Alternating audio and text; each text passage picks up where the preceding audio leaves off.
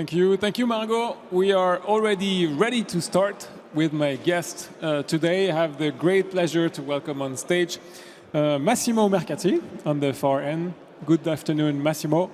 You're head of security at the European Space Agency. Good afternoon. Hope the mic works. Next to Massimo, I have the pleasure. Good afternoon to everybody. Perfect. To welcome Christophe Allemand, also from the European Space Agency. And Christophe, you are 4S, which is an important program for security. 4S Strategic Program Line Manager. Welcome, Christophe. Good afternoon. Good Perfect. to see you. And next to me, I have Nicolas Guillermin from the European Commission. And Nicolas, you are the DG for Defense, Industry and Space, EU Satellite Navigation. Welcome to CYSAT 2023. Very excited to have all these three gentlemen to talk about IRIS2. This is one of the hardest topics of this year's edition of CYSAT. Just to make things extra clear, we prepared the discussion, and unfortunately, we will not take any questions from the audience for reasons we will detail in a second. That being said, let's kick it off with you, Nicolas. You were the first. The mic works? Yeah? Yeah, the noise is... yeah? We do not hear much, so speak loudly. Okay, okay. Nicolas, can you please, for those that are maybe not familiar with the project, introduce what is IRIS2? What is it about? Tell us. Yeah. Okay, so it's a good question, and the most simple and the wrongest way, I would say, to present IRIS2 would be to say, yes, it's yet another constellation coming from the European Union after Galileo and Copernicus. In fact, actually, if you want to really understand what is the IRIS2, we need to understand first that actually the European Commission in the domain of space provides service-oriented infrastructure. The objective is to provide services to the governments of the EU, to the citizens of the EU. And if you want to know a little bit about the specificities of the different constellation, the easiest way and the most accurate way, I would say, to understand what it is about is to read a paragraph which is within each regulation, which is called objectives. And this is, and I can tell you because I tried to read it and in order to understand what it is about. I start first with the Galileo one. And the Galileo one will provide long-term state-of-the-art secure positioning navigation while ensuring service continuity and robustness. So after having said that, you understand how and why on Galileo security is such a strategic thing since the beginning. So basically, we need to ensure resilience of a critical infrastructure, which is navigation, on which all the citizens count and all the government counts.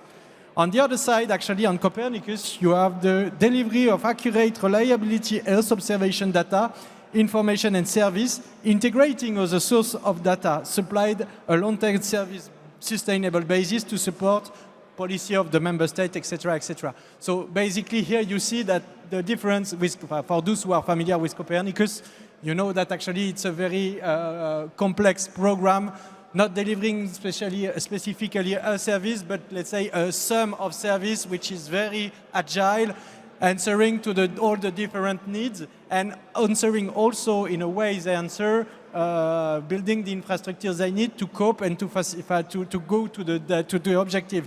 There is a lot of differences between very specialized missions like the Sentinel ones with very specialized instruments, completely bespoke, and the approach we could have on imagery when we could rely mainly on commercial sector and provide the information that are required for this type of services. So having a look in the SATCOM domain, actually, basically you see the same. And actually you have basically two services of, let's say, slight difference in terms of targets, the government on one side and the citizens but I would say also the government on the other side, so something which is wider in terms of access, easier in terms of access, what we called actually the commercial service, and the other one being the governmental service with, let's say, a strong focus on security. So the objective one of the Article 3 of the regulation states exactly that. They ensure provision of long-term availability, worldwide uninterrupted access, autonomous, high quality, and they provide even actually who are our customers. So the customers, it's situational awareness, external action, crisis management, applications that are critical for the economy, and defense, which is a huge word considering the, let's say, the past in the European Union. So the objective, also another objective in the same sentence says the reinforcing the satellite communication technological industrial base to avoid excessive reliance on non-union based solutions. So we here see it's also a tool for strategic autonomy, not relying on any external capacity technologies to ensure this service to the government. So it ends with the solution that you're all familiar with for those who follow IRIS2, an EU-owned system that delivers a robust governmental service.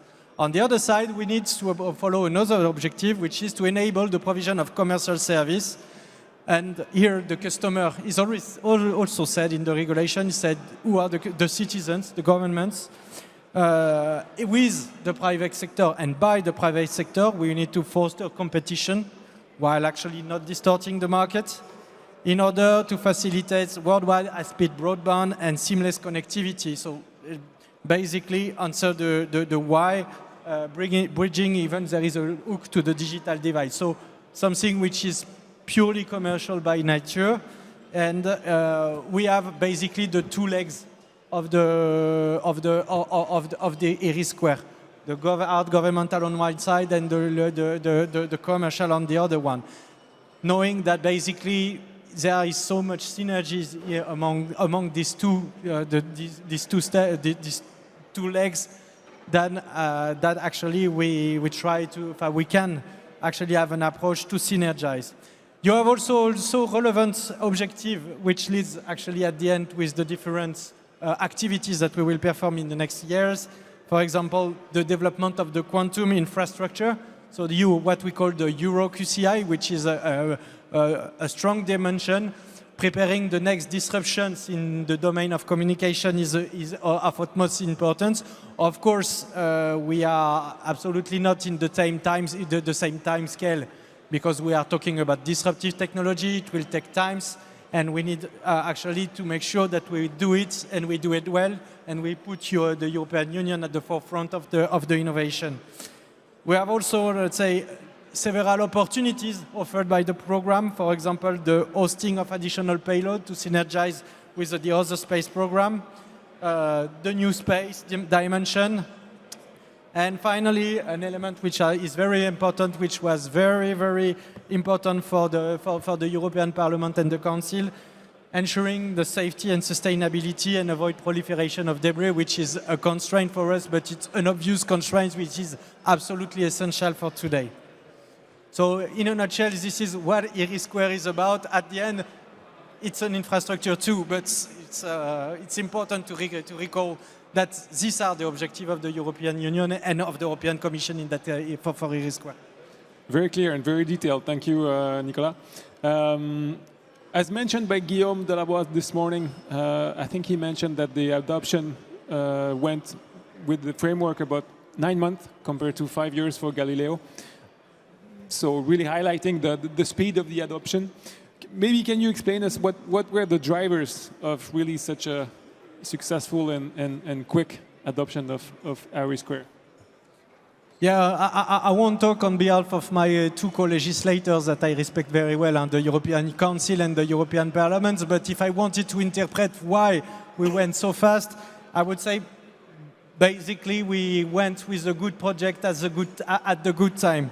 And not because actually the Commission proposal went out 2 days before the Ukrainian invasion, but more generally speaking, actually we have also a lot of things in this project that are very very, very, very interesting. For first things is that actually it now become obvious that SATCOM has a lot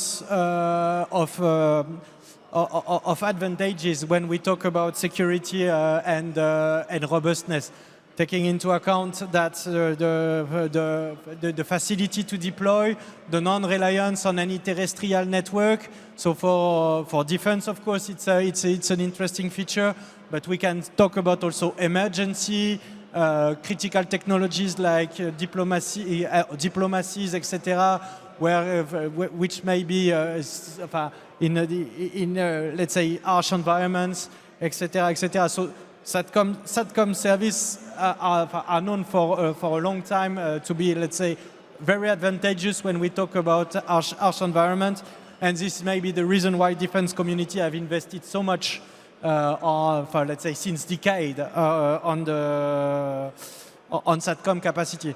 The other point I would say is that in the digitalization in the domain of security and defense is and all the domain I mentioned before is an ongoing process. They need more and more communication, and they need more and more, I would say, IP-based communication. So basically being able to use your traditional tools, your capacity, your software, your systems that have never been designed to cope with very, very limited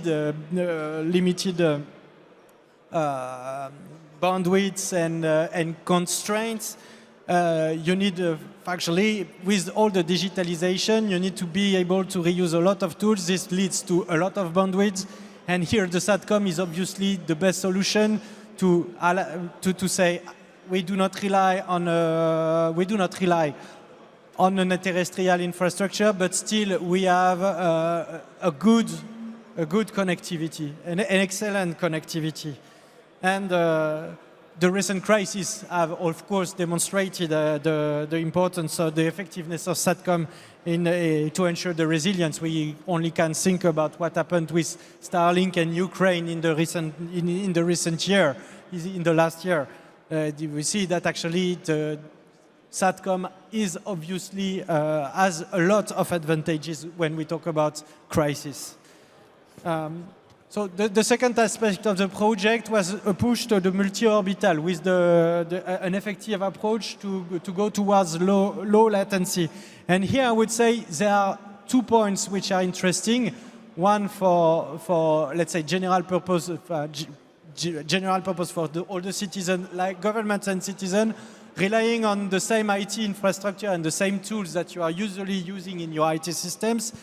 Mean that you have to cope also with the latency aspects that actually are required by this tool.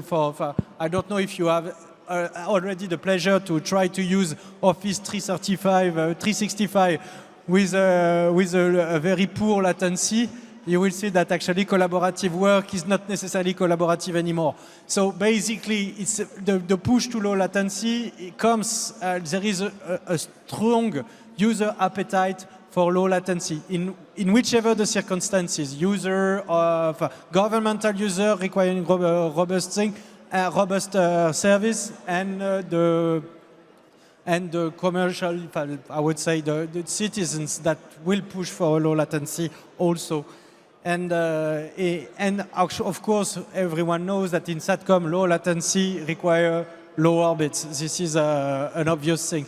So this push to low latency actually is a very big trend, and we just need to see actually where is the market going with the first the OneWeb, second Starlink, the Kuiper, and actually there are others. So the low latency push is important. On the resilience side, on the security side, I would say low orbits has also an effect, is to avoid a situation where you push all your eggs in the same basket. So having a geo satellite is obviously a high-value target. When you have to cope with several hundreds of satellites in the same time, it's not the same thing.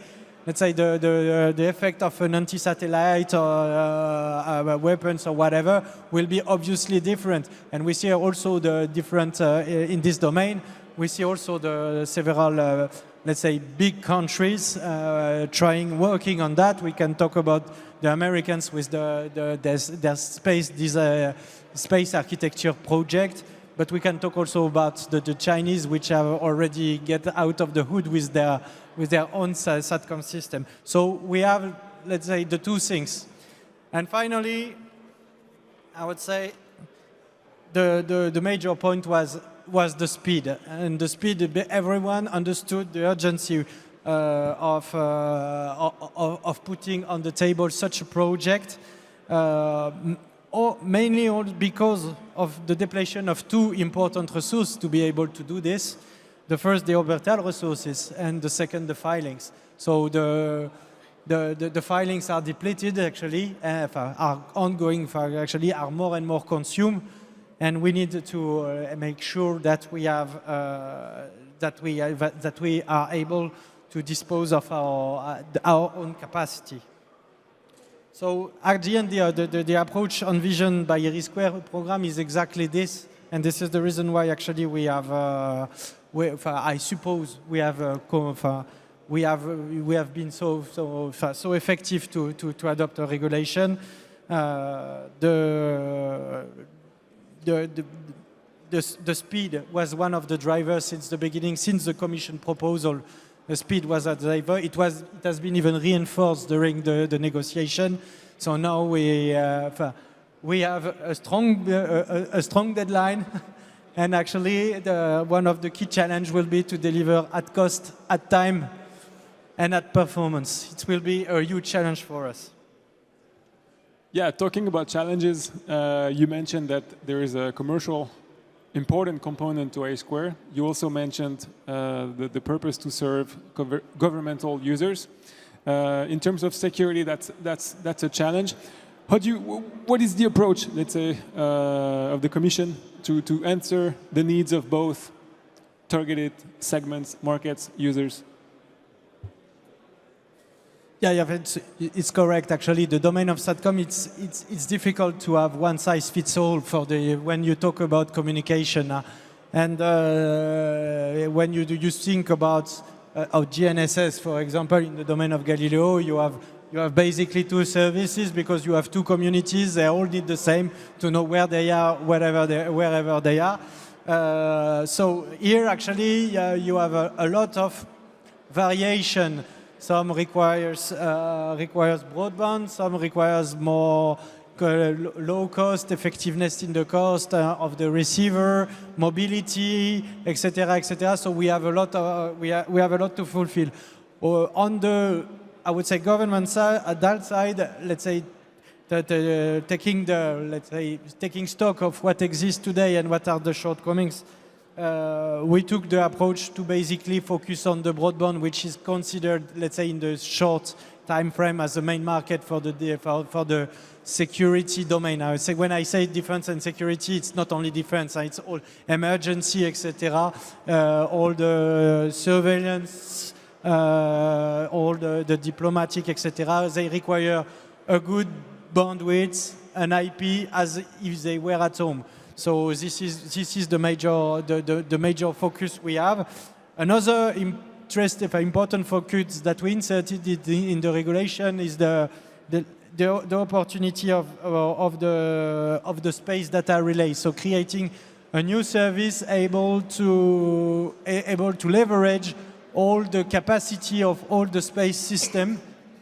This is clearly all the space system, including the one which are most rigorous.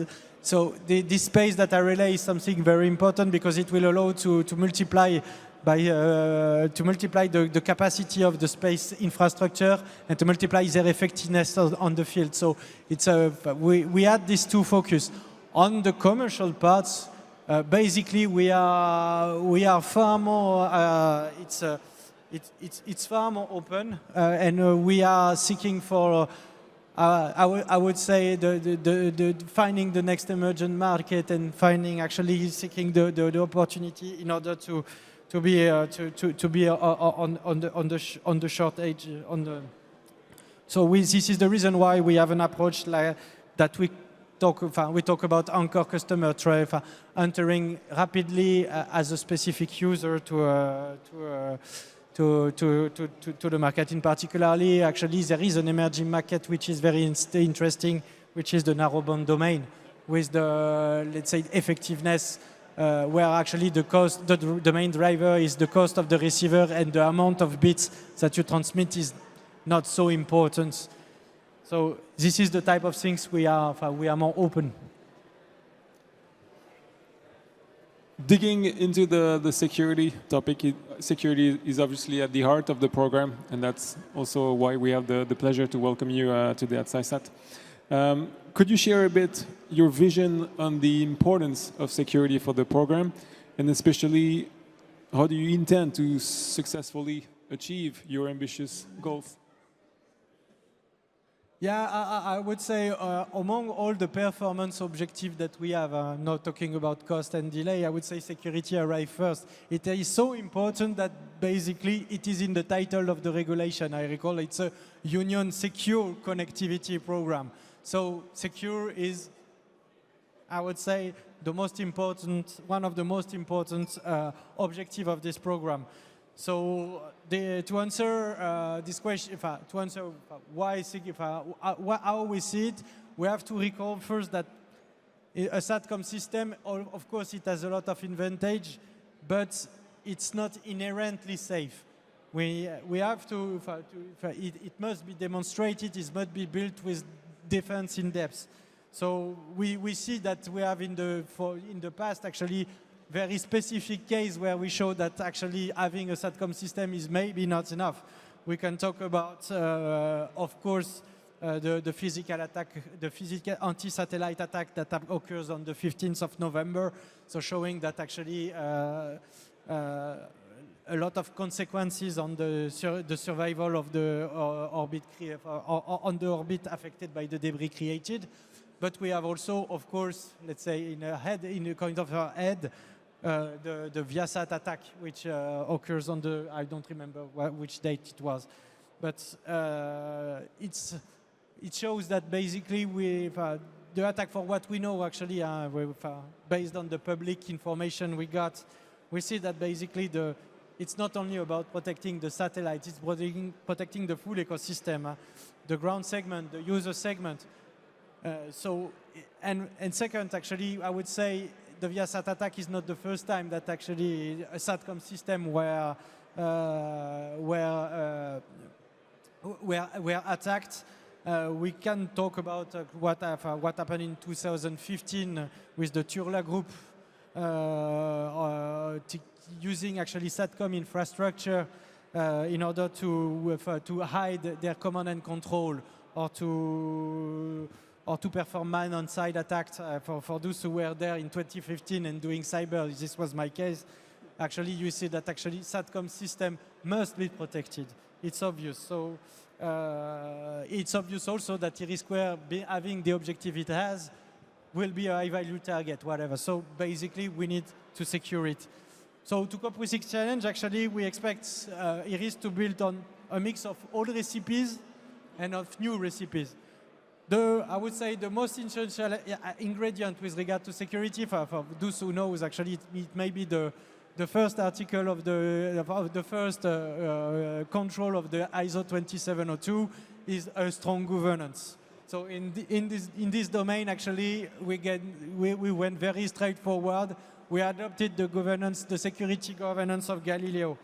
So basically, the Security Accreditation Board, which is hosted in USPA, constituted of member states, which will have a real scrutiny on the security and actually a strong power to determine if the system is suited and is fit for the purpose it is fitted. So we will be under strong scrutiny by the SAB. I expect them to be tough. This is clear, and we are glad to accept the challenge. The second good, let's say, ingredient of the recipe is the reliance on the domain of classified information, which is very robust. In particularly, actually, it implies a lot in the domain of cryptography, for example. but it implies also that the mutual trust and the effectiveness of the security measure are really adequate at the end. So the second essential ingredient, of course, I won't enter into the details, but we see the progress made by the industry to cope with cyber effectiveness in the recent past. We see here today that there are already a lot of solutions on the table to cope with the security needs, often actually coming from the IT domain, but I'm glad to see that how effectively the satellite communication domain compared to other domain is able to integrate easily the solutions that come from somewhere else. So actually we count on the know-how and the effectiveness on the industry to provide the good solution at the good time and provide security. We see this also with regard to the emergence of the different standards that have appeared. For example, we can mention the 5G NTN domain, where actually 5G cybersecurity is everywhere in 5G, and in 5G NTN does not actually escape to this trend. So, and finally, a last ingredient. Prepare for the new disruption. So here we are talking about, of course, EuroQCI, where actually space has a real card to play in terms of the advantage it gives on an infrastructure. But effectively, when you talk about quantum infrastructure, you are talking about a network of connected nodes with quantum links among each other. And here, actually, space at this stage, and I understood from my physician colleagues for a long time, will be the sole effective solution to be able to cross, let's say, more kilometers than, let's say, more than hundreds of kilometers to perform, to provide a quantum service. And this is why actually the IRIS2 also has a strong emphasis on the establishment of a QKD service to prepare the technology, and a strong emphasis on space within the EuroQCI. Last question. We went a bit over time, but that's okay. I don't know. The last question is actually my favorite. Yeah. I think it's the most interesting. So you mentioned your QCI. It's a strong part of the regulation, important part. And also the fact that several national security authorities have taken a strong position against the technology of quantum for security. According to you, what are the key challenges you foresee to reconcile security and quantum? Yeah, this is one of the. I think this is one of the strongest debate I know in the security domain. Is quantum an effective solution to protect to protect information and to provide a real service? But we need to recall actually where this recommendation come from, and what are the key drivers that we need to why we need to move. First, actually, we need to recall that this is all of this is driven by the emergence of quantum computer as a threat. So I remember in the past, I am actually a former cryptographer. I started with a PhD in cryptography in the year 2000, and I was working on the elliptic curve, which was by that time the technology that was the must-have in terms of research. There were a lot of, and I asked to one of my colleagues, yeah, but the quantum computer isn't a problem for elliptic curve. And they all said, oh, come on, it will be not before 2050, whatever. So you have still the time. You will be retired when the first quantum computer will come. And we must say that maybe, yes, it will appear, and maybe it will appear far sooner than we expect. So basically, my understanding of I will not actually talk about, let's say, on behalf of the ANSI or the others, but my understanding is that basically we are in a hurry. And in a hurry, we need to choose the best solution. And we have two candidates, of course, to cope with that. We have the post-quantum cryptography, so traditional algorithm, let's say, really easy to deploy, not really, it's based on the same principle we all know, covering almost, if not all, the functionalities that were previously performed by, let's say, I would say broken cryptography, but it's not broken yet, and we need to demonstrate a quantum computer before. So at the end, actually, I must recognize that one of their critics is absolutely right. The QKD is, let's say, needs specific requirements. They do not cover necessarily all the functionalities that we have lost, so it will be a niche. And it's obvious that it will be a niche. But it delivers some kind of promises of unconditional security, so not relying on any assumption on the computational power or the knowledge of any attacker. So it's an interesting feature. We need to see it. However, today this promise is very theoretical, and we understand our approach to one of our own objective is to show that it's more than a promise. We can effectively, in the field, manage to create quantum receiver that are actually safe in the field. So taking into account all the different problems that we know very well in the domain of traditional cryptography, such as side channel, etc., we need to show that we can cope with this type of things in the domain of quantum communication. And second, actually, what we will... Shortly, because we're starting to run out of time. Yeah, so okay. So I finished, actually.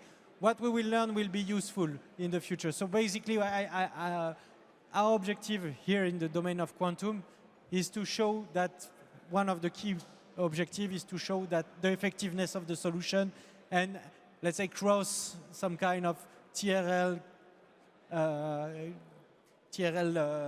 say, death valley that the quantum showed, from theory to practice. This is the objective, clearly. Thank you, Nicolas. That was very complete. Thanks a lot for all these answers. Now moving on to Christophe. You okay, Christophe? I'm ready. Okay.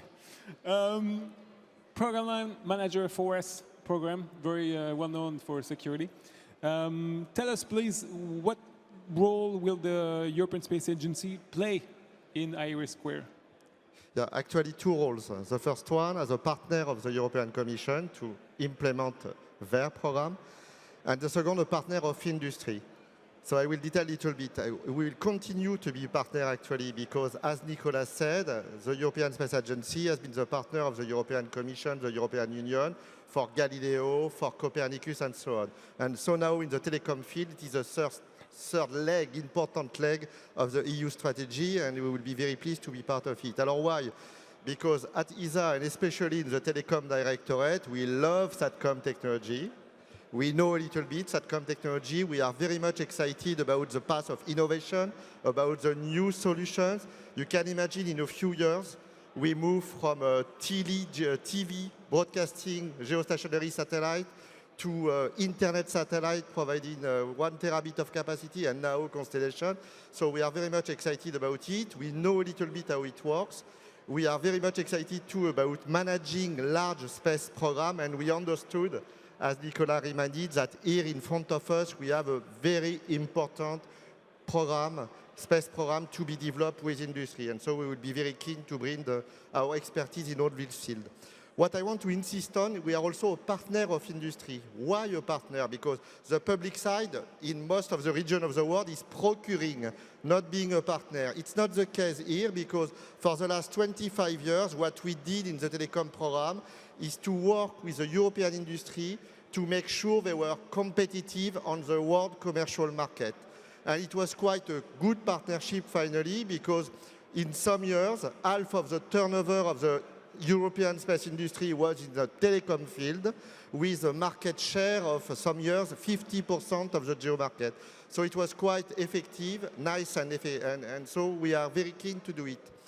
And why, I would say, because here, what Nicolas maybe has not said yet is that it is indeed a program for the Union but we are taking into account that the SATCOM industry is mature in Europe. We can be proud of what our industry is able to do. They have delivered and are building the most advanced solution in the world, and we are sure that especially if we provide the right support for the development and validation part of it, which we will do on behalf of the Commission and with the support of our member states, they will be able to deliver this solution. So two roles, partner of the Union and the Commission, and partner of industry, the way we did for 25 years. Perfect transition for my next question. So can you please explain us how the agency ESA is preparing for this program? The agency itself, but also supporting the industry, as you mentioned, maybe with the 4S. Yeah, sure. No, actually, in the telecom field, as I said, there are two aspects. Internally, as a public agency, we have to look 10 years ahead, when industry has no time to work yet or is only preparing. So preparing for the future is a key mission, and we have expertise, we have laboratories to do so. But indeed, probably the most important part in the short and mid-term is, again, to partner with our industry, large companies, small companies, startups, and make their project happen, reach the market and be successful as much as possible. So we can do that. We have the full toolbox to do that, from the small company wishing to develop a critical equipment to a large company targeting a constellation bid in some region of the world. So we have the program. It's called ARTES. It is a co-funded program. We are assessing the option, and when we are sure that the public and ESA objectives are aligned with the project of the private side, we partner and we deliver jointly. It is exactly what we have in mind to do for this program now, because, well, it shows that if our industry is able to deliver such a large constellation in a few years, it's because they are not started now. They will build on 25 years of accumulating knowledge, experience, industrial know-how, and so we did already a big part of the job. There is, of course, a new step to be crossed now, and it's why we created 4 years ago, our member state created what you mentioned as the 4S SPL program. So 4S means Space System for Safety and Security. So it is a focused effort on those new systems that will deliver secure communication. And I must say that 5 years ago, our member state anticipated on this very important initiative of the EU and help us to better prepare our industry to now respond to the need. Nicolas mentioned that your QCI is going to play an important role in IRIS2, and also ESA is also working on QKD from space. We had Elodie Vio at CYSAT in 2021. I remember her presentation. She talked about SAGA, and I was wondering if you could explain for us what are the purposes and the objectives of SAGA, and how they can contribute to the IRIS2 constellation. Well, SAGA is all about distributing keys through quantum technologies and so on. So this is the principle, but from the principle to the validated application, it can take some years. As Nicolas said, we are here not, as developing the next updated constellation. We are really first validating the concept, finding the appropriate mix of space technologies that will make it happen. So it's why Elodie 2 years ago was able to tell you we are at work in anticipation of a possible system prototype to be developed with and for the Commission and the Union. Now we have worked for 2 years with industry. There was parallel preparatory studies with large consortium. We are now close to the point where we will move to the development stage of what? Not an operational system, of the system prototype that in a few years, we hope not so many, will be able to develop that Europe is mastering the space component of QKD. So this is the objective, very descriptive, but it is indeed a key role for an agency, space agency, to take, in this case, not sharing the responsibility with industry, but taking its responsibility, because the outcome is not sure yet. We need to validate the technology, and it is really the standard program for innovation. It is what we are doing on SAGA. And again, the objective is to have this system prototype operational and validating the concept in, I hope, less than 5 years. All right, thank you, Christophe. Moving on to Massimo, last but not least. Welcome again to CYSAT. Thank you. Head of Security at ESA. very much relevant for the discussion today. Let me start by asking you, what is the perspective of ESA on the security side, and especially the security challenges that are related to IRIS2? So first of all, good evening to everybody. It's important, and when we start a new adventure like that, especially with such kind of program, it is always very exciting for everybody. And ESA is ready for this challenge. ESA is ready to work in synergy with the European Commission, with EUSPA, my colleague in front of me here today. And talking about technical challenge. Now, for sure, the hybrid design is one of the challenge. Nicolas pointed out that we have governmental and commercial service with shared infrastructure. Will be not trivial for industry to propose a protection profile that will be suitable for accreditation purpose for SAB. Then proceeding cybersecurity. Cybersecurity in terms of implementation of the first line of defense in depth, but as well I'm expecting an enhanced capability from an operational side. So here I see my colleague from EUSPA, and we believe that there is room to create a synergy starting from the excellent experience in SECMON in Galileo. You talk about quantum. Quantum is a real challenge for security because it is true that through Saga, through different expertise, we have technology.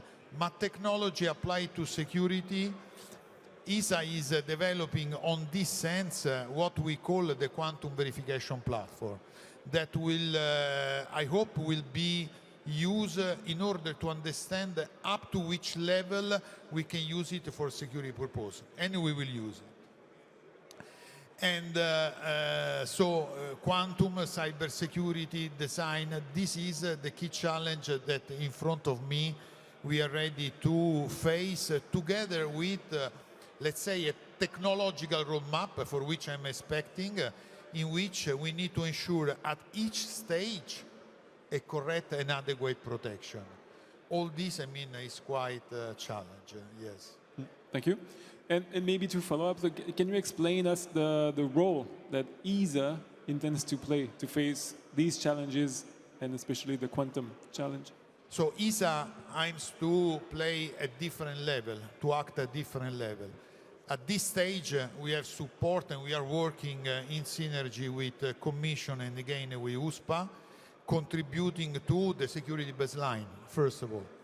Secondly, during the development phase, we'll be in charge to ensure that the proposal that will arrive are suitable and are adequately protected. I'm talking about protection as design, protection as built. We will follow and we'll try to analyze together with the USPA in terms of security risk analysis, to keep control of the risk analysis. We are trying to phase out what can be in terms of cybersecurity the future operational capability. And then during the validation phase, we'll proceed to the qualification of the status in security. We have done several scenarios, several tools, thanks also to the engineering team of ESA, that we are keen to use it in order to qualify and to proceed to the qualification of security of the system. Thank you. Last question is about exactly how ESA is preparing itself to face the security requirements of the program, since you have an important job there. So as Christophe said, one of the strength points of ESA is that we have been able to organize a team extremely competent with transversal expertise, and we are facing scenario, tools and technology in order to be able to be ready to support Commission and industry and the USPA on this challenge. This is, if you want, if you allow me, is the strength of ESA, to unify expertise in complex system with a strong capability in security management and security engineering. We, with Galileo, with Copernicus, and now with IRIS2, but also with all the other ESA program and with the cybersecurity vision that we launched in 2020, we have demonstrated our capability in security and the fact that we are a trustable partner. Thank you. Very clear. Thank you, Massimo. Any last word, gentlemen? You all good? All right. Thank you so much. Thank you so much for your participation to CYSAT.